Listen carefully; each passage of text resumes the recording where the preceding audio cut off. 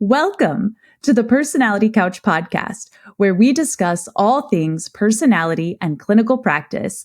I'm your host, Doc Bach, and I'm here with my lovely co-host, Doc Fish. We are both licensed clinical psychologists in private practice, and today starts our new series on paranoid personality disorder. But wait a minute, before you change the channel, you absolutely need to know about this type. These personality types are under-researched and typically don't come to us shrinks for help. But strangely, in the post-pandemic world, the paranoid type has emerged in treatment over and over again. That's why you need to stay tuned in as we unpack our clinical experience with these types, how you can spot them, and how they may be mislabeled as only a narcissist in your life. Let's dive in.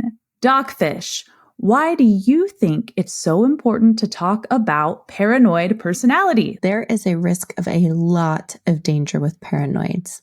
The crazy dynamics can make you feel insane. So it's literally like a cloak of narcissism, but underneath that trench coat, there's some dangerous stuff. Yes. And we need to talk about these types so that we can stay alert and aware. Essentially, like we say, we need to be paranoid about the paranoids because these types are like wolves in sheep's clothing. There's a tendency to shift all over the drama triangle quickly and intensely. Yes. What do I mean by that? So first they're the victim, then they're the villain, but also the victim, but they rescue you so they can't be the villain. But obviously they're the victim all in the same breath. It can drive you insane and make you question reality. Absolutely. Yeah, like gaslighting, crazy making, all that can happen with these types.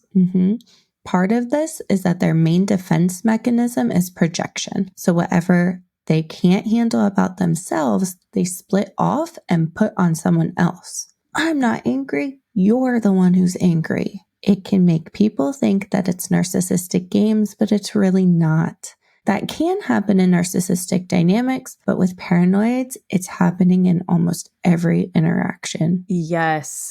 And the fact that it's every interaction speaks to the instability of their personality. Like where there's more drama or fires, there's more pathology, which is exactly why Joe Navarro, former criminal profiler for the FBI, talks about this type as one of the top 4 most dangerous personalities. So part of the danger is also that paranoids are often misunderstood and mislabeled as other diagnoses. Yes. Which means that the people in their circles are not able to best protect themselves. Also, I think there's been a resurgence of paranoid personality. I am seeing it everywhere, clinically, in client social circles, in my own social circles, like the grocery store. It's often labeled as narcissism, though. Yes. I'm seeing the same thing. And this reminds me, if you've listened to one of our first episodes, Personalities That Kill, we put these paranoid types at high risk for murder, which is actually higher than we put narcissistic personality disorder. I'm telling you, you need to know these types. They are more common than you think, especially now. And to your point, Doc Fish, they can appear very innocent or victim-y even, possibly even like covertly narcissistic or borderline, but they're not. And they can actually be quite dangerous. Did we already say that? Dangerous. Okay, Doc Bach, as a testing psychologist, what have you seen with paranoid personalities? Yeah, so as we've been saying, paranoid types are much more common now in clinical practice, and it likely has something to do with the post-pandemic landscape that we're in. So clinically, they're not supposed to show up in treatment, at least not as much as we're seeing them now, but they are, and a lot. So this feels significant. Wait, why are they not supposed to show up to treatment? Yeah, so they're too afraid. They're too afraid to trust. So these types are either hiding or in jail. So why do they actually show up then? Yeah, I have a few hypotheses. So this is probably the same for both testing and therapy, but there's a few reasons. So the first possibility is that there's increased distress post-pandemic. Like we all just experienced significant collective trauma. So the paranoid's worst fears about, oh, the sky is falling, like that's come true, right? And now they can't handle life. They have to trust people to heal, but they can't. It's conflicting. Right. They're too suspicious of the motivations of a therapist. They do not want to be known. That's it. Yeah. The second possibility is that maybe their loved one has seen their concerning behavior and possible disintegration and then gives them an ultimatum. Like, you must go to treatment or else I'll fill in the blank. And if that blank is filled with leave, like go to therapy or I'll leave you, we can often think it's borderline. Very much so. Because they can present very victim-y, like, oh, woe is me, my wife hates me, I'm a terrible husband, that type of narrative. It can be confusing. So then the third possibility that I've come up with is maybe like they're in trouble with their job or in financial trouble or something that has kept them hidden. And now that cover is blown. Okay. We keep using he. Are all paranoids male? Oh, great question. Not necessarily. I've seen multiple paranoid females, but it is more common in males. I also wonder if female paranoids are more often diagnosed as borderline. I think you are right on with that. Yes, and we have an episode coming up on BPD versus paranoid, so you don't want to miss that either. But back to your original question. So in testing specifically, paranoid's pathology shows up as like all the elevations. Like often they end up endorsing every condition because, I mean, firstly, they're the victim of everything, right? Everyone's out to get them, and these dark and mysterious forces are coming for them. Or maybe the second thing could be they want to throw me off their scent. Like they need my help, but they don't trust me. So they endorse all kinds of conflicting things. That sounds exactly like how they interact with others in their lives. They're the victim because everyone is out to get them and they can't be vulnerable. You never truly get to know them. They're confusing. Very much. Yeah. And with that, most people that I see are connected to a paranoid type in some way and just don't know it. Like maybe a friend of a friend, extended family, even outside the therapy office, I guarantee you're connected to a paranoid somehow. And then clinically, speaking to my fellow clinicians, I bet you have at least one paranoid personality hiding on your caseload. You don't know it because they're not telling you the full story, and or you've misdiagnosed them with borderline personality disorder because you feel the personality dynamics in session and you see their instability.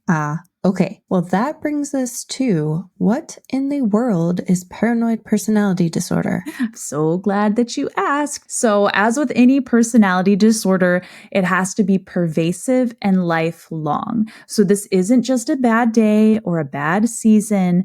It's been bubbling up since youth and is especially apparent throughout adulthood. Right. So this isn't someone who is hypervigilant or fearful because they just experience like domestic violence, racial discrimination, assault. This is a personality pattern. Paranoid personality is not the same thing as a valid reaction to life events or trauma. Oh, exactly. Yeah, that is a helpful thing to distinguish. So paranoid personality is over the top. Pervasive, lifelong suspicion, fear. So let's back up. Let's unpack that a little bit more so you can hear what we mean by that. Paranoid personalities are in cluster A of the DSM. So this means the odd and eccentric disorders. These types, while their language can be quite dramatic, they don't typically demand a crowd. They hide. Like they're going to overlap more with the schizoid and schizotypal types in cluster A. which are characterized by extreme introversion, being unusual or odd, being withdrawn, like to themselves. I hear of paranoid types described in the news like, oh, we never thought he'd do something like this. He was such a quiet guy. Versus the narcissistic, we never thought he'd do something like this. He was such a charming guy. Big thing to distinguish there. Yeah. But the overarching theme in paranoid personality disorder is pervasive distrust of others and suspicion about others' motives. This is lifelong, pervasive. It's constant fear and distrust. So let's briefly talk about the 7 criteria in the DSM. First, they believe others are exploiting or harming or deceiving them. Yes. Yeah. Like the planes flying over my house. They're spying on us.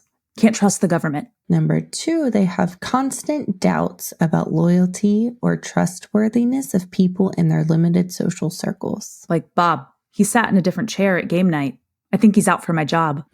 Number 3, they also have limited self-disclosure due to fear of it being used against them. This is exactly what I was talking about with psych testing, like not sharing because they don't trust you.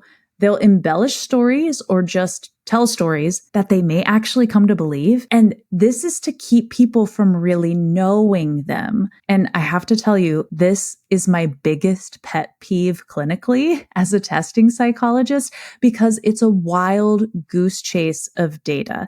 It's constant rabbit trails and contradictions. Honestly, garbage. Like they feed you garbage. And then it's your job as the testing psychologist to sort through the BS and see like what's legit and what's not. It's maddening. For real. Yeah, I totally agree.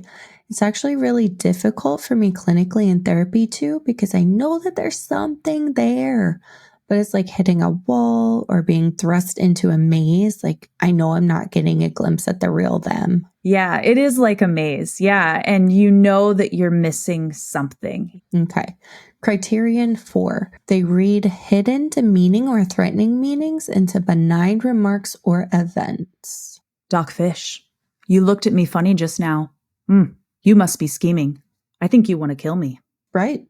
It's thinking that there's some threat or criticism in neutral interactions. Yes, like we're just having a normal conversation and all of a sudden a glance tips them over the edge and they're reacting with vitriol towards you.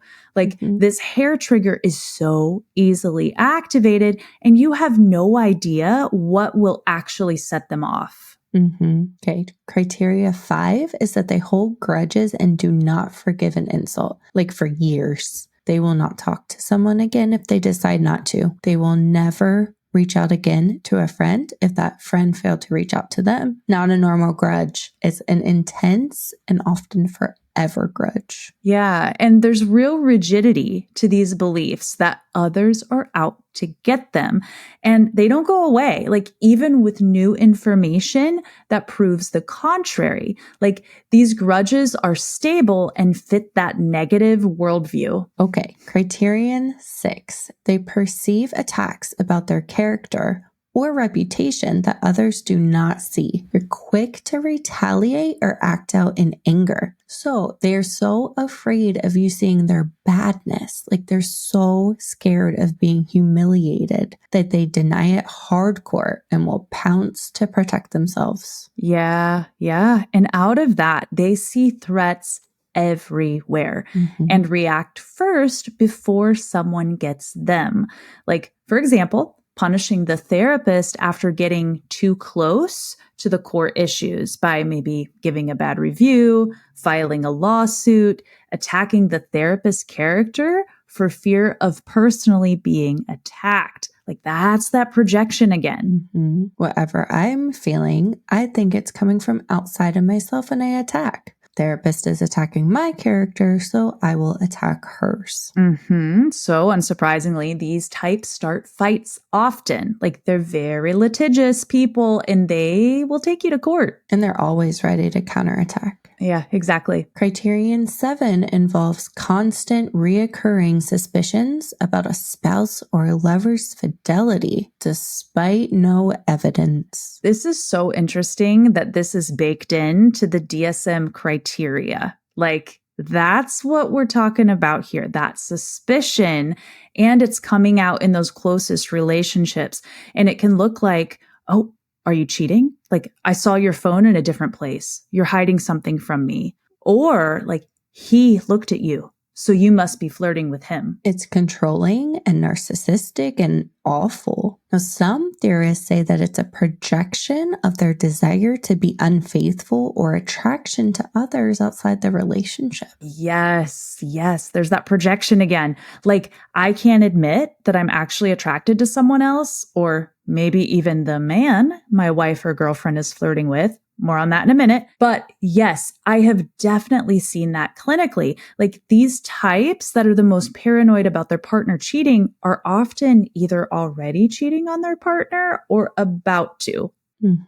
Okay. Another note is that this is not schizophrenia or any disorder where the person is actively psychotic or out of touch with reality, like consistently anyway. It's confusing because they are unstable personality types, and you can see they have their toe out of reality with their like all-consuming paranoia. Yeah, which is historically why paranoid personality disorder got lumped in with paranoid schizophrenia.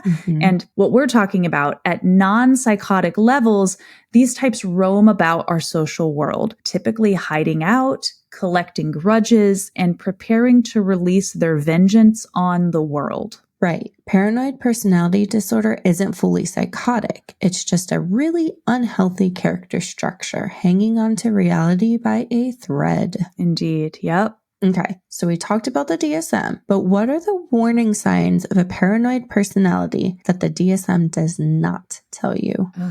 This is really important to talk about because you often detect paranoids using tools outside the textbook. So the first thing that I notice is my own reaction.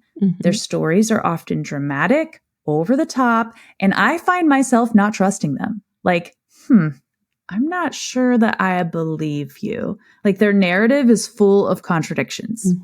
Which is a parallel process. They sure don't trust you, and now somehow you're feeling the same about them. And another really interesting thing is severe gastrointestinal issues, like notable. This is more than just your irritable bowel syndrome. It's possible there are other like GI disorders or diseases, or at least claims of them. But I'm talking like severe intestine busting constipation. Like, it will stand out as significant. So anxiety is tied to the gut. We know that. It makes sense. It's common. What we've seen is like severe constriction and expulsions of the bowels. Oh, yes. Across cases consistently. Both of us. So this correlates with their anger, where they hide it from the world because they're afraid. Constipated. Or they burst into action and retaliate because of perceived threats. Expulsive. It sounds weird. It sounds like something we should not know. But Freud actually connected paranoia to the potty training stage of development, so this actually all makes sense. Oh, it does. Good old Freud. Of course he did. And to your point about like, we shouldn't know it, you're absolutely right. Sometimes the graphic detail in which they share their bowel habits is clinically significant in and of itself. Right. Like, it's not the tendency of older patients to discuss their aging and incontinence, or anxiety patients discussing their stomach problems. It's like TMI, way too much information. It's dramatic. They want you to be as uncomfortable as their own poop experience was. Yes, another element of projection. You take this GI discomfort while I explain it in graphic detail. Hold my poop, hold my pain. And then relatedly and awkwardly, in clinical psych, we have a phrase we use when patients explain their sexual escapades in such detail that we call it crotch attaching, like basically attaching to the therapist through words about sex since it's inappropriate behaviorally. So it's like that, but with the bowels. So it's almost like bowel attachment, but again, pin that. More on what that might mean in a minute. It's hold my mess. Hold the things about myself that make me uncomfortable or that I deem unacceptable. Exactly. Yeah. And I know our listeners and viewers right now are like, what? But stay focused. Stay focused. We got this. We'll get there. Okay. So next concept is sadomasochism. There's aggression and subtle sadism, but sometimes it is more overt. Sometimes it's sexual sadism as well, but there's also masochism. There's a desire to destroy so they are not destroyed. This is so interesting. Tell me more about this. So for example, they set themselves up to be a victim in a situation, but then they attack with a sadistic aggression when they've had enough, which can honestly take some time. So there's two sides to them. There's the passive side and the aggressive side. And you know what's interesting? I've also seen extreme masochistic medical sabotage. Yes. It literally results in emergencies. So surgeries, comas, cutting off body parts, enemas. Okay, so let's make up an example. I'm struggling with a hernia, which hurts, but I deserve it because I'm bad and guilty and I need to hide my mess and my vulnerability. But then my hernia gets so bad and my pain gets so bad that it's a legit medical emergency, but I still put it off. All the while milking it for all it's worth, lapping up pity points from others.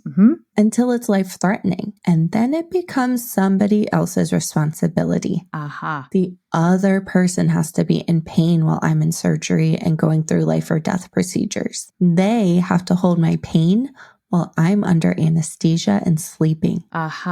In case I die, someone else has to hold my bag, my pain bag, my poop bag, my feeding bag, all of it. Like they don't go out with their pain bag. Someone else has to hold it. That is key.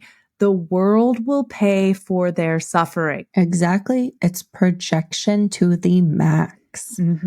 Also, that's connected to mass murderers we've discussed in multiple recent episodes on malignant narcissism. Yes. Paranoid types are the most likely to commit a mass murder before taking their own life. The world will pay.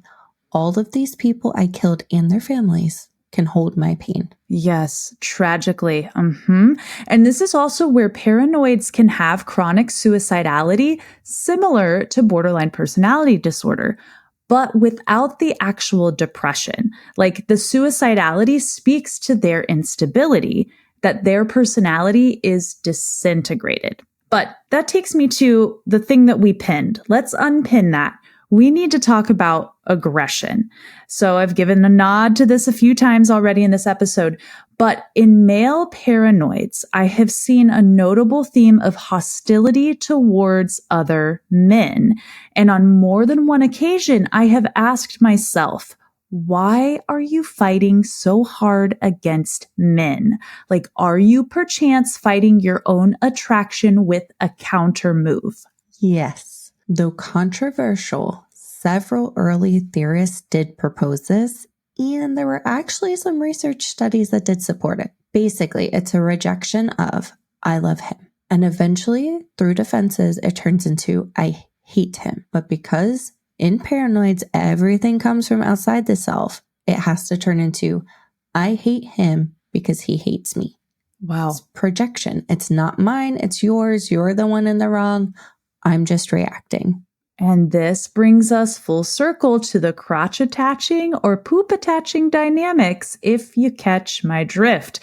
And to be clear, most people with same-sex attraction aren't paranoid types and they're not dangerous at all. Right. Paranoids are scared of the normal thoughts of same-sex attraction, making it into an unacceptable urge that must be fought against. Yeah, as they do with everything. It's something to be fought against. But in some, with paranoids, there is often an aggressive theme towards the same sex that makes you go, Now, we also have the notion of doing anything to hide in plain sight. even altering their speaking, their dress, their interests. Yeah, I've seen this too. So many paranoids will shed their identities like snakeskin. Like whatever persona is going to fit the camouflage of the group, that's what I'll be. But when they can't hide their true sadistic nature anymore, they'll slither away and find a new group and learn their behaviors and mannerisms. I've seen this in jobs where it's like a 1 to 3 years at one job, then things blow up and they get a new one and they start the cycle over. I've also seen in a relationship, it can often look like, well, what do you want me to be? Well, where do you want to eat? Well, what do you think I should do? But then it turns on a dime and it becomes blaming.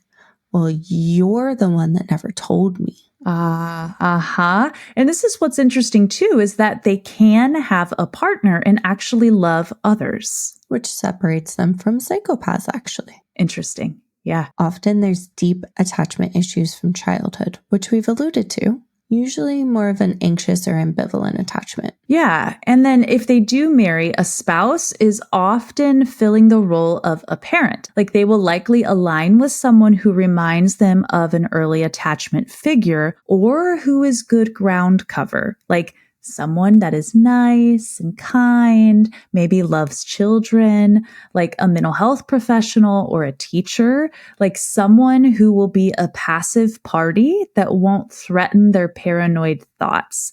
They'll find a great place to hide out in that person because no one would ever suspect them there. Exactly. But overall, they have major problems with intimacy where they can't get too close or too vulnerable because there's a lack of trust. Also, there's a rupture in the relationship if there's kids or an aging parent that needs to be taken care of. Like anyone who comes in and takes that child or victim place is threatening to a paranoid. Like they need to be taken care of, not others. P.S. A little research nugget. Paranoids have high divorce rates. Shocker. But if they're not married, which many never do, they likely will utilize prostitutes or one-time hookups because, never too close, never the same person. But bringing us back around to the main question, why do we think the paranoid personality is the post-pandemic narcissist? Yeah. So firstly, there's whiffs of narcissism in all personality pathology, like we always like to say. But paranoid personality is no different. And I think a lot of people would lump their behavior in with narcissists, especially in relationships, because they play similar games and because they present as superior and grandiose often, just like narcissists do. They tend to be envious like narcissists, but they project that envy onto others. Right. They expect everyone around them to meet their needs and cater to their whims. They're the child in the system, be it family or work. So they need that attention. Yes, they need that attention. And it shows up in their self-importance then. But that self-importance is often shrouded in fear or mistrust of others. So for example, like, you really think you're important? Like, so important that everyone is conspiring against you. Everyone has mistreated you? There's grandiosity in those ideas of reference. So things that happen to them are because they are personally so special. That person sat in my chair because they're after me and they don't like me. Yes. So the narcissism shows up in the sadistic nature of their behavior, where they are aggressive towards others or will harm or even murder other people to meet their own needs. Yeah. They can be megalomaniacs. They have that all-powerful sadistic part of them. Conversely, there's a vulnerable narcissistic aspect to them at times where they pull on people to have pity for them when they don't take care of themselves, like their health, their bowels, their adult responsibilities, expecting you to feel bad and act on their behalf. And like narcissists, they're hypersensitive to criticism. Overall, you can see the overlap in these types. In a relationship, they will feel narcissistic because, again, those similar psychological games that they both play. Mm-hmm. Okay, but why post-pandemic? Yeah, so as we've said, paranoids don't present to treatment, and this is also backed by research. But the fact that they have been since we've entered this post-pandemic status, that seems really relevant. So COVID rocked our world, literally. The world shut down. The paranoid's greatest fears were realized, that you can't trust anyone, not the government, not vaccines, not the markets in Wuhan, nothing and no one. And they're falling apart. And whatever cover they were lying underneath to protect themselves has essentially been blown up. The entire world changed and they're rattled. And to heal, they have to lean on people, but they can't trust others and won't trust others. And that's the underlying conflict. So our hypothesis is that they're coming to treatment out of desperation. Mm-hmm. They fell apart during the pandemic. And as we attempt to go back to normal, they can't put themselves back together. They cannot navigate this post-COVID world. Agreed. Yeah. And I think that's why we're seeing more of them. And we think you may be seeing more of them too. We actually think the research on paranoid might follow a pattern. It seems there are time periods where we can study them, but then they fall off. So our hypothesis is that with crises, wars, pandemics, they pop up again out of hiding. That's what we think anyway. Yes, yes. So with that, we hope that you will continue to join us as we unpack this type and how it can masquerade as other personality disorders, especially narcissism. Paranoid types are snakes in the grass, wolves in sheep's clothing, dangerous, camouflaged types. They can be hiding in plain sight, ready to pounce, and you don't even know it. Believe me, you need to understand the paranoid. It could mean your sanity or even your life. And on that note, that's a wrap. Thank you for joining us today on this episode of The Personality Couch. Make sure to check out our blogs that coincide with these episodes at www.personalitycouch.com. And as always, don't forget to give us a thumbs up or rate and review us on your favorite podcast app. And on YouTube, hit that bell so you don't miss a single episode in our Paranoid series. Be well, be kind, and we'll see you next time on The Personality Couch. This podcast is for informational purposes only and does not constitute a professional relationship. If you're in need of professional help, please seek out appropriate resources in your area. Information about clinical trends or diagnoses are discussed in broad and universal terms and do not refer to any specific person or case.